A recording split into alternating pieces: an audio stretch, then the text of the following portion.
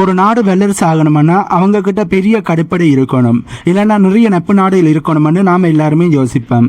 ஆனா சீனா இப்போ ஒரு விசித்திரமான பிளான தக்கல மக்கான் பாலைவனத்துல பண்ணியிருக்கிறார்கள். உள்ள போனாலே உயிரோடு வர முடியாதுன்னு சொல்லப்படுகின்ற அந்த பாலைவனத்துக்கு அடியில சீனா மிகப்பெரிய ஒரு சம்பவத்தை பண்ணிக்கிட்டு இருக்காங்க என்பதுதான் இப்ப வருகின்ற தகவலா இருக்கு. இந்த பாலைவனத்துல வரும் எண்ணெய்களை எடுக்கிற வேலை மட்டுமில்ல, அமெரிக்காவுக்கு உலக நாடுகளுக்கு மிகப்பெரிய ஒரு செக்கை வைப்பதற்காண்டி சம்பவத்தை இந்த இடத்துல சீனா செய்கிறார்கள்னு சொல்லப்படுது. இன்னைக்கு இந்த வீடியோவில் சீனா அப்படி ஒரு பாலைவனத்தை உலகத்தோட எரிசக்தி மையமாக மாற்றினார்கள் என்பதை பற்றி தான் ஆழமாக டீப்பாக பார்க்க போகிறோம். வீடியோக்குள்ளே போகிறதுக்கு முன்னே நம்ம சேனலை சப்ஸ்கிரைப் பண்ணி பக்கத்துக்கு பெல் ஐக்கானை கிளிக் பண்ணி வைங்க. அப்போ தான் நான் போடக்கூடிய வீடியோஸை நீங்கள் உடனுக்குடன் பார்க்க முடியும். வாங்க போய் வீடியோக்குள்ளே போகலாம். முதல்ல நாம் தாரிம் வடிநில சுரங்கத்தை பற்றி, ராட்சச சுரங்கத்தை பற்றி தான் தெளிவாக பார்க்கணும். இந்த இடத்துல சீனா 500 பில்லியன் கிலோமீட்டர் இயற்கை எரிவாயு எடுத்திருக்காங்க. இது எவ்வளவு பெருசு தெரியுமா? சீனா போன வருஷம் முழுசா பயன்படுத்தின கேஸை விட இது 2 மடங்கு அதிகம். இங்க இருக்கிற ஒரு பெரிய சவால் என்னன்னா, இந்த எண்ணெய் மற்றும் கேஸ் எல்லாமே பூமிக்கு அடியில ரொம்ப ஆழத்துல இருக்கு. 1000 மீட்டருக்கு கீழே போய்தான் இது எல்லாமே எடுத்திருக்கிறார்கள். இப்போ யோசிச்சு பாருங்க, நாங்க 1 கிலோமீட்டர் நடக்கிறதுக்கே ரொம்பவே கஷ்டப்படுவோம். ஆனா சீனா 6 கிலோமீட்டர் ஆழத்துக்கு துளையிடுகிறார்கள். இதனால இன்னைக்கு சீனாவோட மொத்த எரிசக்தி உற்பத்தியில 37% இந்த ஒரு இடத்துல இருந்து மட்டுமே சீனாவுக்கு கிடைக்குது. ஆகவே இந்த தாரிம் வடிநிலம் சீனாவுக்கு கிடைச்ச ஒரு மிகப்பெரிய ஒரு தங்க புதிலா பார்க்கப்படுது. அதுவும் வெறும் பாலைவனத்துல இப்படி ஒரு தங்க புதிலானது சீனாவுக்கு கிடைச்சிருப்பது, அதாவது கேஸ் கக்கியான சுரங்கமானது சீனாவுக்கு கிடைச்சிருப்பது உண்மையிலேயே வைத்தறிச்சலை அமெரிக்காவுக்கு ஏற்படுத்தி இருக்கும்னு தான் சொல்லணும். ஏனென்றா இப்படி யாருமே எதிர்பார்த்திருக்க மாட்டார்கள், ஒரு பாலைவனத்தில் இப்படி ஒரு தங்க புதில் சீனாவுக்கு கிடைக்கும் என்று. அரபுலக நாடுகளில் கிடைச்சா கூட ஆச்சரியப்படுறதுக்கு இல்லை, ஆனால் சீனாவுக்கு கிடைச்சிருப்பது தான் அமெரிக்காவுக்கு வைத்தறிச்சலை ஏற்படுத்தி இருக்கு. இப்போ முக்கியமான விஷயத்துக்கு நாங்கள் வருவோம். சீனாயின் இவ்வளவு கஷ்டப்பட்டு பாலைவனத்தில் இருந்து காசை தோண்டி எடுக்கிறாங்கன்ற கேள்வி உங்களுக்கு எழும்பும்.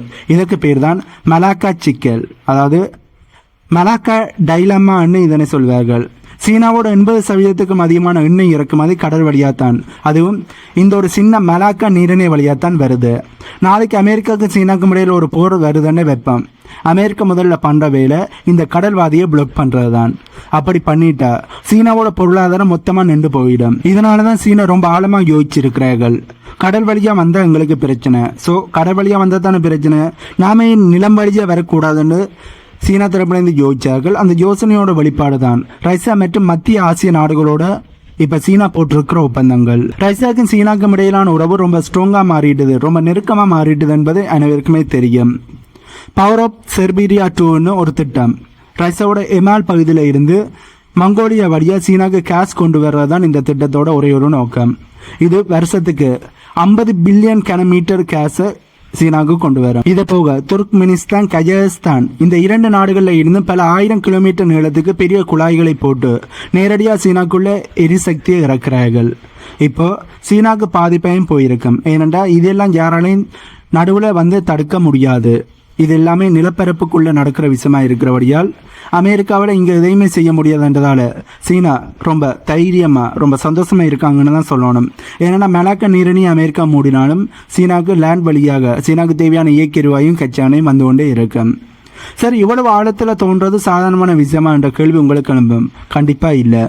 8000 மீட்டர் ஆழத்தில் இருக்கிற பாறைகளை துளைக்கணும்னா சாதாரணமான மிஷின் பத்தாது. அங்கே இருக்கிற வெப்பம் 220 டிகிரி செல்சியஸ் வரை இருக்கு. முன்னாடி எல்லாமே 8000 மீட்டர் தோன்றதுக்கு சீனாவுக்கு 3 வருஷம் ஆச்சு. ஆனா இப்ப வெறும் 62 நாள்லயே அதை பண்றாங்க. இதுக்குன்னு சீனா உலகத்திலே முதன்முறையா 12000 மீட்டர் வரை போகக்கூடிய ஆட்டோமேட்டிக் மிஷினை உருவாக்கி இருக்கிறார்கள். இதில் ஆச்சரியமான விஷயம் என்னன்னா, இதில் இருக்கிற டெக்னாலஜி எதுவுமே வெளிநாட்டில் இருந்து வாங்கினது இல்லை, எல்லாமே மேட் இன் சீனாவா இருக்கு. அதாவது தங்களுக்கு தேவையான டெக்னாலஜி தங்களுடைய நாட்டிலே உற்பத்தி செய்து இந்த மிஷினை உற்பத்தி செய்திருக்கிறார்கள். அதுவும் உலகத்தில் யார்கிட்டையும் வேறு எந்த நாட்டுகிட்டையும் இல்லாத 12000 மீட்டர் வரை போகக்கூடிய ஆட்டோமேட்டிக் மிஷினை சீனா உருவாக்கி இருப்பது அமெரிக்காவுக்கு வைத்தறிச்சலை ஏற்படுத்தி இருக்கு. இன்னும் ஒரு முக்கியமான விஷயமும் இருக்கு.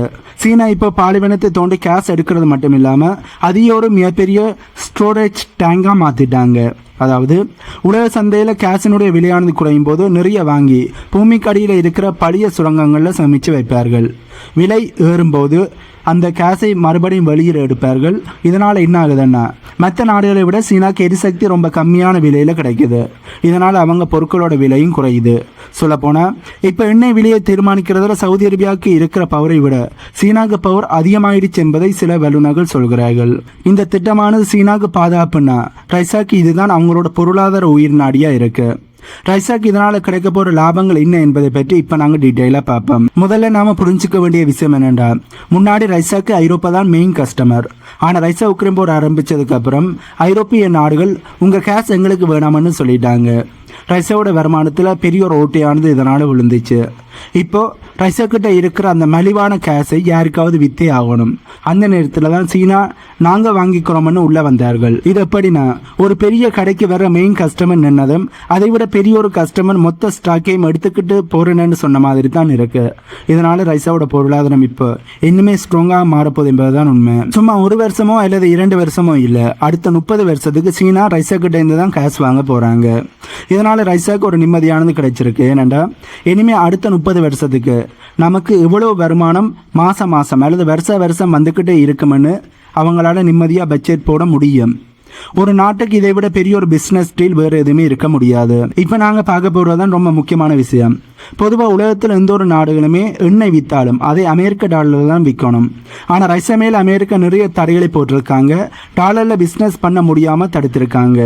ஆனால் இப்போ சீனாவுக்கு விற்கும்போது ரைசா அவங்களோட சொந்த பணத்தையோ அல்லது சீனாவோட யுவான் பணத்தையோ தான் பயன்படுத்துகிறார்கள். இதனால் அமெரிக்காவோட எந்த ஒரு கட்டுப்பாடுமே இல்லாமல் ரைசாவால் வியாபாரம் பண்ண முடியுது. இது அமெரிக்காவுக்கு கொடுக்குற ஒரு பெரிய ஒரு தலைவலியாக தான் பார்க்கப்படுது. ரைசாக்கு இருக்கிற இன்னும் ஒரு பயம் என்னென்னா, கப்பலில் எண்ணெயை கொண்டு போகும்போது யாராவது நடுவில் வந்து மறிப்பாங்களா என்பதை கவலைப்படணும். ஆனால் இப்போ ரைசாக்கும் சீனாக்கும் இடையில் நேரடி பைப்லைன் ஆனது இருக்கு. இது இவங்க 2 பேரோட வீட்டுக்குள்ளே நடக்கிற விஷயம் மாதிரி. இதுக்குள்ள அமெரிக்காவோ இல்லை மற்ற மேற்குலக நாடுகளோ வேறு நாடுகளோ வந்து குறுக்க நிற்க முடியாது. இது ரைசாவோட எரிசக்திக்கு ஒரு மிகப்பெரிய ஒரு பாதுகாப்பை கொடுக்குது. இதே நேரத்தில் ரைசா வீணாக போகிற கேஸை பணமாக்குகிறார்கள். ரைசாவோட வடக்கு பகுதியில், அதாவது ஜமால் ரீஜனானது இருக்குது. அங்கே எக்கச்சக்கமான கேஸ் இருக்குது. ஐரோப்பா வாங்காததால், ரைசாட்டேருந்து கேஸை ஐரோப்பா வாங்காததால் அந்த கேஸை சும்மா பூமிக்கு அடியில் வச்சிருக்க முடியாது. அதை எடுக்காமல் விட்டால் அந்த கிணறுகளும் வீணாகிடும். இப்போ சீனாக்கு விற்க ஆரம்பித்ததால், அதாவது ரைசா சீனாக்கு கேஸை விற்க ஆரம்பித்ததால் அந்த இயற்கை வளங்கள் ரைசாவால் பணமாக மாற்ற முடியுது. இதனால் கிடைக்கிற லாபத்தை வச்சு தான் ரைசா தன் நாட்டு மக்களோட தேவைகளையும் அவங்களோட இராணுவ தேவைகளையும் கவனிச்சுக்கிட்டு இருக்காங்க. இவ்வளவு நேரம் நாம் பார்த்த இந்த விஷயங்கள் எல்லாம் ஏதோ ஒரு பாலைவனத்தில் நடக்கிற சாதாரணமான தோண்டல் வேலை என்று நீங்கள் நினைச்சிங்கன்னா அதுதான் இல்லை. இது உலகத்தோட அதிகார மையத்தை மேற்கில் இருந்து கிழக்கு நோக்கி நகர்த்துற ஒரு மிகப்பெரிய ஒரு முயற்சியாக பார்க்கப்படுது. இத்தனை வருஷமா நாம் ஒரு விஷயத்தை நம்பிக்கிட்டு இருந்தோம், அதாவது யார் கடலை ஆள்கிறார்களோ அவர்கள் தான் உலகத்தை ஆள்வார்கள் என்று. இதுதான் பல நூற்றாண்டுகளாக இருந்த உலக விதியா இருந்தது. இதனால தான் அமெரிக்கா தன் கடற்படையை உலகத்தோட எல்லா மூலைகளையும் நிறுத்தி வச்சிருக்காங்க. ஆனா இன்னைக்கு சீனா ஒரு புதிய விதியை எழுத முயற்சி பண்ணுகிறார். யார் நிலத்தை ஆள்கிறார்களோ அவர்கள் கடற்படையினுடைய மிரட்டலுக்கு அஞ்ச தேவையில்லை என்ற ஒரு புதிய ஒரு விதியை இப்ப சீனா எழுதி கொண்டு இருக்கிறார்கள். யோசிச்சு பாருங்க, ஒரு பக்கம் ரைசாவோட எரிசக்தி, இன்னும் ஒரு பக்கம் சீனாவோட உற்பத்தி திறன். இவங்க 2 பேருக்கும் இடையில இப்ப இருக்கிறது வெறும் பைப்லைன் இல்ல, இது ஒரு நிலவழி இரும்பு திரையாக பார்க்கப்படுது. இந்த திரைமறைவில் நடக்கிற வர்த்தகத்தை யாராலையும் தடுத்து நிறுத்த முடியாது. ஆனா இங்க ஒரு முக்கியமான கேள்வியும் இருக்கு. இந்த திட்டம் சீனாவை ஒரு அசைக்க முடியாத வல்லரசா மாத்துமா, இல்ல அதிகப்படியா ரைசாவை சார்ந்திருக்க வேண்டிய ஒரு சூழலை உருவாக்குமா? ரைசாக்கும் சீனாக்கும் இடையில இருக்கிற இந்த ஒப்பந்தங்கள் எவ்வளவு காலம் நீடிக்கும்? இதுதான் பல பேருக்கு எழும்புற கேள்வியா இருக்கு. பட் மேற்குலக நாடுகளை நம்புறதை விட சீனா ரைசாவை நம்பலாம். ஏனெண்டா மேற்குலக நாடுகள் முதுகுல குத்துவார்கள், ரைசா தங்களுடைய நட்பு நாடுகளோட முதுகுல குத்த மாட்டார்கள் என்பது அனைவருக்குமே தெரியும். ஆகவே ரைசாக்கும் சீனாக்கும் இடையில பல முரண்பாடுகள் இருக்கு, எல்லா பிரச்சனை இருக்கு. பட் அதுக்காண்டி ரைசா சீனாவோட முதுகுல குத்த மாட்டார்கள். அதுக்காண்டி 2 நாடுகளுமே பகைமையான நாடுகள்னு சொல்ல முடியாது. 2 நாடுகளுமே ரொம்ப ஸ்ட்ராங்கான நட்பு நாடுகளாக இருக்கிறார்கள். இதனால கண்டிப்பாக சீனாவோட முதுகுல ரைசா குத்த மாட்டார்கள்.